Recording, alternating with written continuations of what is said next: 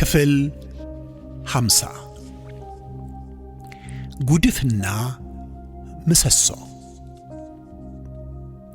እንዳይፈረድባችሁ አትፍረዱ፣ በምትፈርዱበት ፍርድ ይፈረድባችኋልና፣ በምትሰፍሩበትም መስፈሪያ ይሰፈርባችኋል። በወንድምህ ዓይን ያለውን ጉድፍ ስለምን ታያለህ? በዓይንህ ግን ያለውን ምሰሶ ስለምን አትመለከትም? ማቴዎስ ምዕራፍ 5 ከቁጥር 1 እስከ 5። ምንተስኖት ጅቡቲ በምትገኝ የኢትዮጵያውያን ስደተኞች ቤተ ክርስቲያን ውስጥ አገልጋይ ነው። የጅቡቲ አየር ንብረት በአመዛኙ ሙቀት የሚያይልበት ስለሆነ ቲሸርት መልበስ የተለመደ ነው።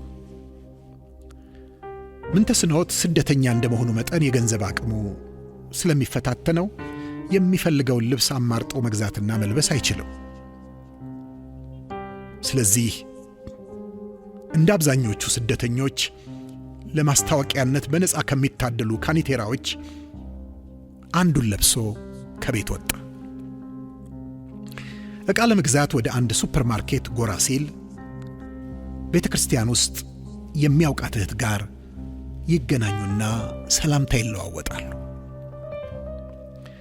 ጥቂት ከተጫወቱ በኋላ ያች እህት ስለ አንድ ጉዳይ ልታናግረው እንደምትፈልግ ትገልጽለታለች።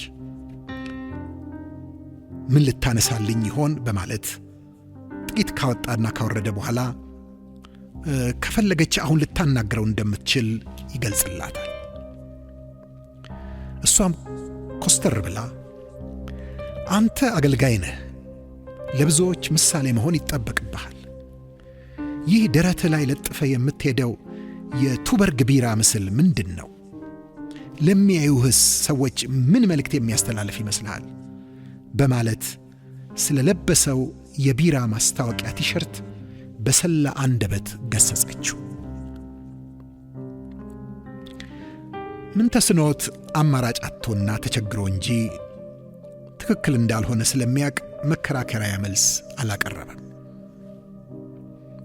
ነገር ግን አንገቱን አቀርቅሮ ሂሱን መዋጡን ቀጠለ።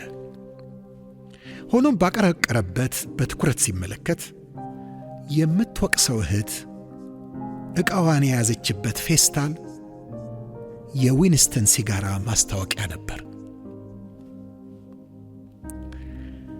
ዓይናችን ከራሳችን ይልቅ ሌሎችን መመልከት ይቀናዋል። በሌሎች ጉዳይ መግባትና እንቅስቃሴያቸውን መቆጣጠር፣ እርምጃቸውን መዳኘት እንወዳለን።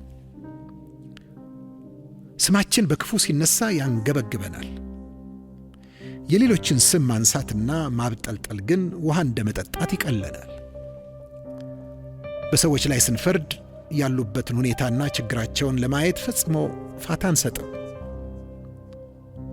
የምንፈርደው ድርጊታቸውን ሳይሆን ከእግዚአብሔር በቀር ማንም ሊያየውና ሊፈርደው የማይችለውን የልብ ሐሳባቸውን ነው። የሰዎች መውደቅ እኛን የሚያቆመን፣ የሰዎች ድካም እኛን የሚያበረታን ይመስል የሰማነውን ለማሰማት እንጣደፋለን። የቆሙትን ለመጣል፣ የወደቁትን ለመቅበር እንቸኩላለን። በፍጻሜ ቀን የሚሆነውን የመጨረሻውን ቀን ፍርድ እግዚአብሔር በእኛው እጅ የተወው ይመስለኛል። በሌሎች ጉዳይ የምንፈርደውን ያይና ያንኑ በእኛ ላይ ያጸነዋል። በምህረት ከፈረድን በምህረት ይተውልናል። ያለ ምህረት ከፈረድን ግን ያለ ምህረት ይፈርድብናል። ያዕቆብ በመልእክቱ በነጻነት ሕግ ፍርድን ይቀበሉ ዘንድ እንዳላቸው ሰዎች እንዲሁ ተናገሩ፣ እንዲህም አድርጉ፣ ምህረትን ለማያደርግ ምህረት የሌለበት ፍርድ ይሆናልና ምህረትም በፍርድ ላይ ይመካል በማለት እንደ ጻፈው ነው። ከሰው ጋር የምንኖር፣ ስለ ሰው ክፉ ደግ ሳናነሳ የማናመሽ፣ የሰውን ብርታትና ድካም ሳናይ ውለን የማናድር እንደ መሆናችን መጠን በሰው ላይ ሳንፈርድ መኖር ፈጽሞ አዳጋች ሊሆን ይችላል። ሆኖም የማረም እርምጃችን የሳተውን የሚመልስና የሚያድስ እንጂ መልሶ የሚያደፈርስ እንዳይሆን የሌላውን ጉድፍ ለማውጣት ከመገበዛችን በፊት የራሳችንን ምሰሶ እንድናወጣ የጌታ ቃል ይመክረናል። ስለዚህ ሌሎችን ከመንቀፋችን በፊት እኔስ በዚህ አቅጣጫ እንዴት ነኝ በማለት ራሳችንን ልንመረምር ይገባል። ጉድፍ ለማንሳት ከመሄዳችን በፊት የራሳችንን ምሰሶ ለማጥራት ቅድሚያ እንስጥ። ያኔ ምክራችን እንደ ጠሊቅ ውሃ ጥበብን ያመነጫል። እንጸልይ። ጌታ ሆይ፣ ነቢዩ ናታን ለንጉሥ ዳዊት ኃጢአቱን በሌላ ሰው ታሪክ አስመስሎ በነገረው ጊዜ ይሄ ሰው ሞት የሚገባው ነው በማለት ሳያቀው በራሱ ላይ እንደፈረደ እኔም በሌላው የፈረድኩ እየመሰለኝ በራሴ ስፈርድ እንዳልገኝ እባክህ ጠብቀኝ። ቃልህ የሚምሩ ብፁዓን ናቸው ይማራሉና እንደሚል ምሕረት ለማይገባቸው ከአንተ በነጻ የተቀበልኩትን ምሕረት በመስጠት እኔም በብጽዕና እንድኖር እባክህ እርዳኝ።